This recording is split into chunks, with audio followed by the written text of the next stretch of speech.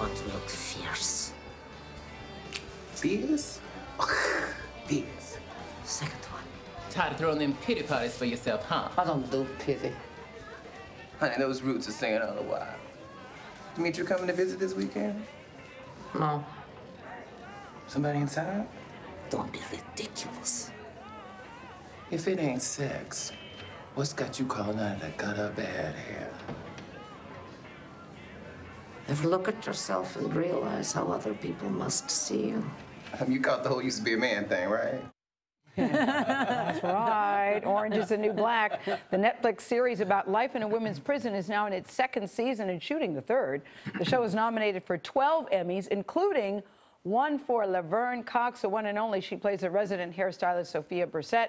She is the first openly transgender woman ever nominated for an acting Emmy, and that's not her only milestone this year. Last month, she also became the first transgender woman to be featured on the cover of Time. Laverne Cox, good morning, the first transgender person. And when I said Emmy nominated, you went, it's so weird. I'm like, really?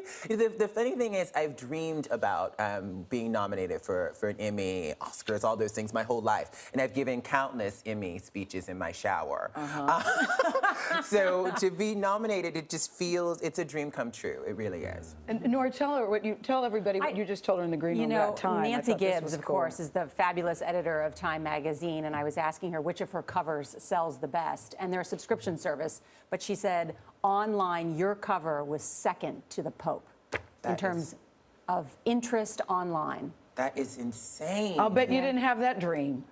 You know, the cover of Time magazine, that surpassed. You know, the funny thing is, God has a plan for you that you can't even imagine for yourself sometimes. So a lot of my work is just to submit. But let's let people know about you, Yes. Laverne, because you were born a boy. Well, I was assigned male at birth, is the way I like to put it. Because I think young ones, we're born who we are. And I think the gender thing is something that someone imposes on you. And so I was assigned male at birth, but I always felt like I was a girl. Okay, but when did you realize that your gender did not fit your identity? Was it one moment or was it an evolution? What was it? Up until third grade, I thought that I was a girl, and I thought that there were no differences between boys and girls. But in third grade, my third grade teacher, Miss Ridgway, called my mother and said, your son is going to end up in New Orleans wearing a dress if we don't get him into therapy right away. So sort of everyone knew before I knew, and there were all these sort of steps to correct me, to make me more masculine and all that stuff throughout my childhood. So I ended up having a lot of shame about who I was very authentically. And you were teased and bullied. Oh, majorly, like big time. I was chased home from school like every day by kids, groups of kids who wanted to beat me up. I was called names. It was pretty awful and really traumatizing. It's taken years, and I'm still not really over it, actually. And so what have been the transformational moments for you? For me, you know, I think it was moving to New York and actually meeting actual transgender people. I'd had all these misconceptions about who trans people were, and based on what I'd seen in the media and all these sort of misconceptions I had. And when I got to know actual trans people as people, all of my misconceptions about trans folks disappeared. And so I think when we get to know people as people, our misconceptions about people who are different from us can melt away. And are people contacting you saying, my God, thank God for you being there, because they've been struggling with identity, and all of a sudden you give them hope? I've gotten hundreds at this point of those kinds of messages from parents who said that they're understanding their trans children better, trans folks who said that they've transitioned because of this character, and also trans people who've already been transitioning who feel like their dreams are now possible because I'm living very openly as myself and living my dreams. And apart from all that, how has this affected your career in a sense of the kinds of things that people now come to you for? Oh, God, you know, there's a lot of projects I can't talk about now. I just did a guest spot on a new Bravo show.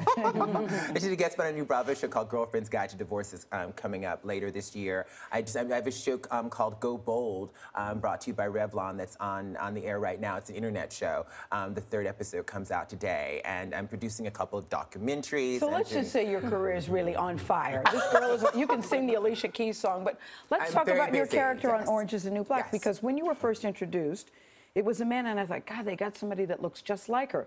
I did not know that you had a twin brother. I do. And how are you two alike and different? Oh, gosh.